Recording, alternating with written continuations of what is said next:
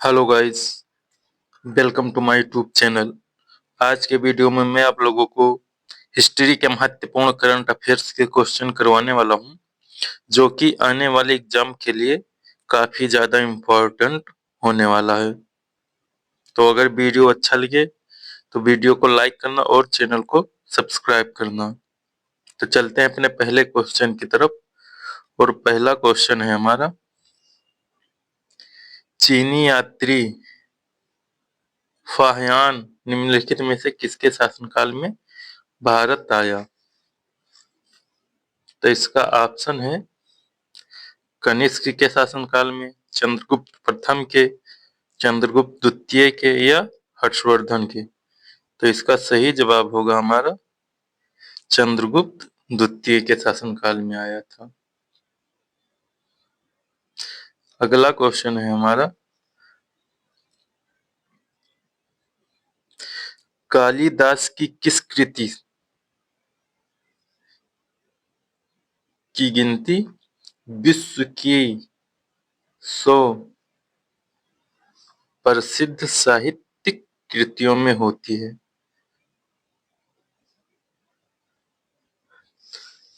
ऋतुसंहार की, मेघदूत की, अभिज्ञान शकुंतलम का या कुमार संभवम का। तो इसका सही जवाब होगा अभिज्ञान शकुंतलम की गिनती होती है। बढ़ते हैं अपने अगले क्वेश्चन की तरफ। अगला क्वेश्चन है हमारा,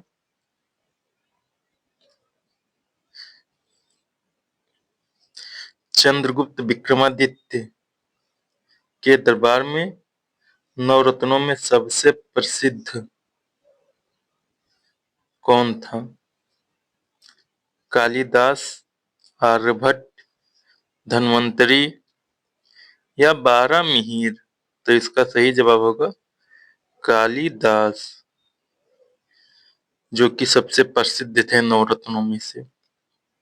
बढ़ते हैं अपने अगले क्वेश्चन की तरफ। अगला क्वेश्चन है हमारा, चंद्रगुप्त द्वितीय को विक्रमादित्य क्यों कहा जाता है? चंद्रगुप्त द्वितीय को विक्रमादित्य क्यों कहा जाता है? तो इसका ऑप्शन है उसकी उज्जैन शासकों पर विजय की फलस्वरूप, यानी कि उज्जैन के शासकों पर जब विजय कर लिया उसके बाद विक्रमादित्य कहा जाने लगा।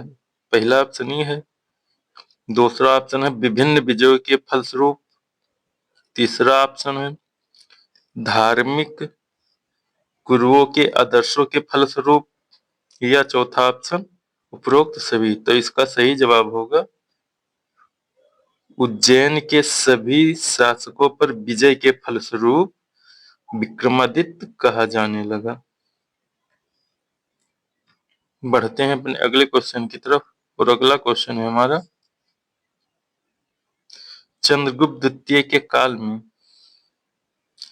चंद्रगुप्त द्वितीय के काल में विद्या, कला, साहित्य का महान केंद्र कौन सा स्थान था?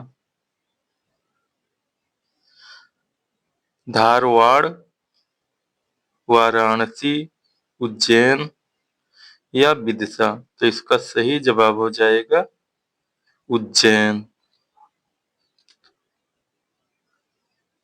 बढ़ते हैं अपने अगले क्वेश्चन की तरफ। अगला क्वेश्चन है हमारा, चंद्रगुप्त द्वितीय की विजय से, चंद्रगुप्त द्वितीय की विजय से उसके साम्राज्य का विस्तार कहाँ तक हुआ था? एम्पायर, एम्पायर मतलब साम्राज्य, साम्राज्य का विस्तार कहाँ तक हुआ था? तो उसके साम्राज्य का विस्तार अगर पूछेगा तो इसमें ऑप्शन है पश्चिमी समुद्री तट तक, गुजरात तक, बंगाल की खाड़ी तक या गोवा तक। तो इसका सही जवाब हो जाएगा पश्चिमी समुद्री तट तक विस्तार हुआ था उसके साम्राज्य का। बढ़ते हैं अपने अगले क्वेश्चन की तरफ। अगला क्वेश्चन है हमारा, इलाहाबाद के स्तंभ लेख में हरिसेन ने किसकी प्रशंसा की थी? इलाहाबाद के स्तंभ लेख में हरिसेन ने किसकी प्रशंसा की थी? तो इसका ऑप्शन है चंद्रगुप्त की, स्कंदगुप्त की, समुद्रगुप्त की या अशोक की।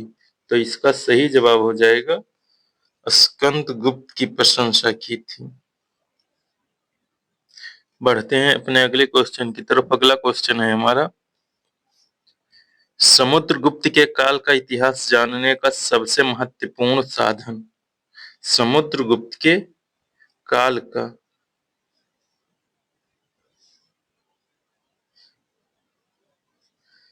इतिहास जानने की सबसे महत्वपूर्ण साधन है, तो कौन है? ऑप्शन है इलाहाबाद का स्तंभ पर उत्कीर्ण लेख, मधुबनी उत्कीर्ण लेख, सांची गुफा अभिलेख या भरहुति भित्ति चित्र। तो इसका सही जवाब हो जाएगा इलाहाबाद के स्तंभ लेख पर उत्कीर्ण लेख। अगला क्वेश्चन है हमारा, गुप्त वंश का संस्थापक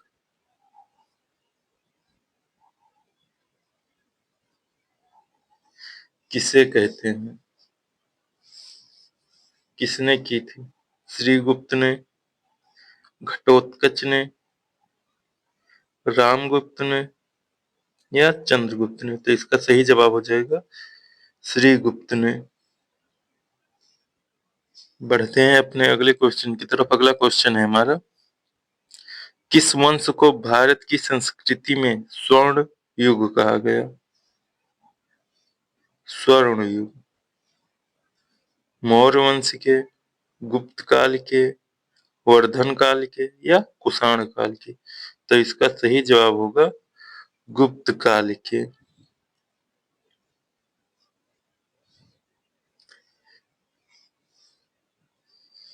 गुप्त काल के शासनकाल को स्वर्ण युग कहा गया।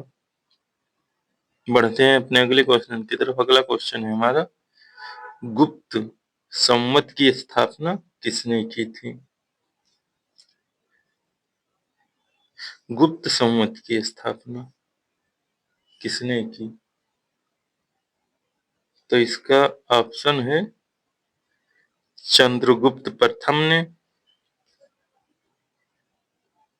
श्रीगुप्त ने, चंद्रगुप्त द्वितीय ने या घटोत्कच ने?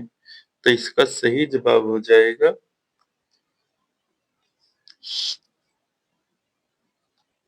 चंद्रगुप्त प्रथम ने किया था।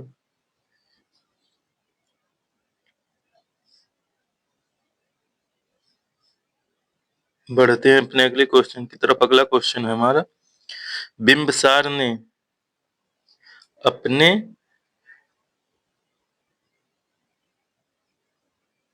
राज्य वैध जीवन को किस राज्य के राजा की चिकित्सा के लिए भेजा था? ऑप्शन है कौशल, अंग, अवंती या वैशाली। तो इसका सही जवाब है अवंती के शासक के चिकित्सा के लिए। बढ़ते हैं अपने अगले क्वेश्चन की तरफ। अगला क्वेश्चन है हमारा, भारत पर आक्रमण करने वाला पहला विदेशी कौन था? पहला विदेशी आक्रमण करने वाला। ऑप्शन है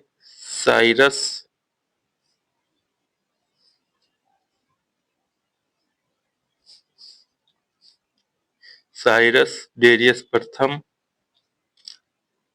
आग्रमीज, जेरेक्सस। तो इसका सही जवाब होगा साइरस। बढ़ते हैं अपने अगले क्वेश्चन की तरफ। अगला क्वेश्चन है हमारा, सिंधु सभ्यता के महान स्नानागार कहाँ से प्राप्त हुआ था?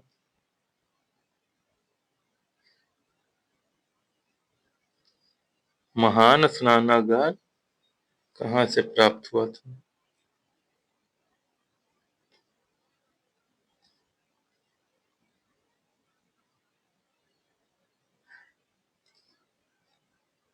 तो इसका ऑप्शन है मोहनजोदड़ो से, हड़प्पा से, लोथल से या कालीबंगा से। तो इसका सही जवाब होगा मोहनजोदड़ो से महान स्नानागार प्राप्त हुआ था। बढ़ते हैं अपने अगले क्वेश्चन की तरफ। अगला क्वेश्चन है हमारा, शाक्य राजवंश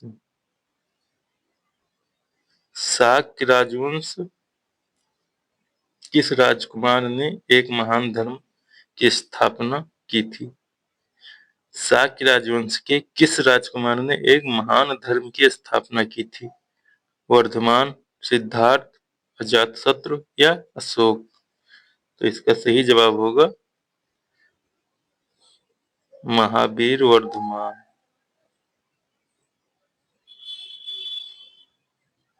बढ़ते हैं अपने अगले क्वेश्चन की तरफ। अगला क्वेश्चन है हमारा, बौद्ध धर्म के प्रवर्तक गौतम बुद्ध का जन्म कब हुआ था? 327 ईसा पूर्व में सारनाथ में, 363 में लुम्बिनी में, 527 गया में, 567 कुशीनगर में। तो इसका सही जवाब होगा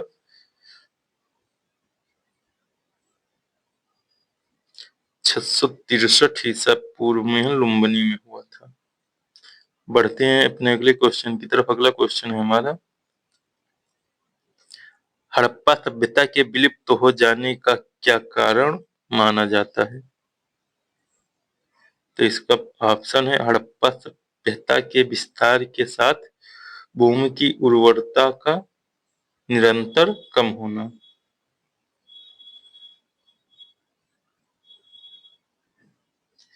ये गलत है, ये सही नहीं है। बी ऑप्शन है बाढ़ों का आना, यह गलत है। सी ऑप्शन है विजातीय का आक्रमण, ये भी गलत है। इसका ऑप्शन सी डी सही है, उपरोक्त सभी कारण है।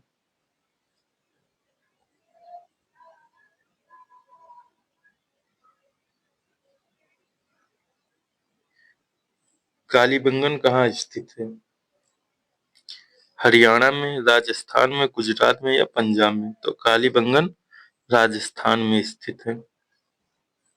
सिंधु घाटी की सभ्यता के लोग का धर्म प्रमुखता किस पर आधारित है?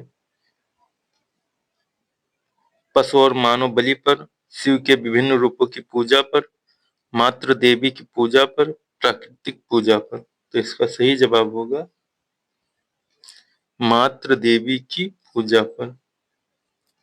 बढ़ते हैं अपने अगले क्वेश्चन की तरफ। अगला क्वेश्चन हमारा, हड़प्पा सभ्यता के औजारों और अस्त्र मुख्यतः बनाए जाते थे लोहे के, पत्थर के, तांबा, टिन और कांस्य के या लोहे और कांस्य के? तो इसका सही जवाब होगा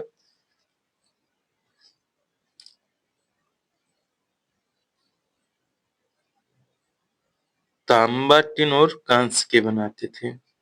बढ़ते हैं अपने अगले क्वेश्चन की तरफ। अगला क्वेश्चन है हमारा, अशोक के अभिलेख में उसके किस पुत्र का चर्चा की गई है?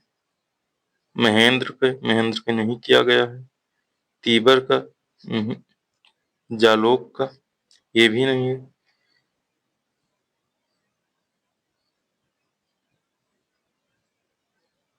फिर ये तीबर का किया गया है, और ये सब गलत है। बढ़ते हैं अपने अगले क्वेश्चन की तरफ। अगला क्वेश्चन हमारा, जैन ग्रंथों की रचना किस लिपि में की गई है? जैन ग्रंथ की रचना किस लिपि में की गई है? प्राकृतिक लिपि में, पाली लिपि में, खरोष्ठी लिपि में या देवनागरी लिपि में? तो प्राकृतिक लिपि में। जैन ग्रंथों की रचना प्राकृतिक लिपि में की गई है। वैदिक काल के लोगों ने धातुओं का प्रयोग किया, उसमें कौन सा धातु पहला धातु था? वैदिक काल के लोगों ने धातुओं का प्रयोग किया, उनमें कौन सा पहला धातु था? तो इसका ऑप्शन है तांबा, सोना, चांदी, लोहा। तो इसका सही जवाब होगा तांबा। बढ़ते हैं अपने अगले क्वेश्चन की तरफ। अगला क्वेश्चन हमारा, सूर्य देवता सावित्री को संबोधित प्रसिद्ध गायत्री मंत्र, प्रसिद्ध गायत्री मंत्र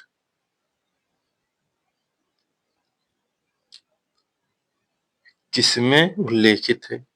ऋग्वेद संहिता में, कठोपनिषद में, ऐतरेय ब्राह्मण में। तो इसका सही जवाब होगा ऋग्वेद संहिता में। बढ़ते हैं अपने अगले क्वेश्चन की तरफ।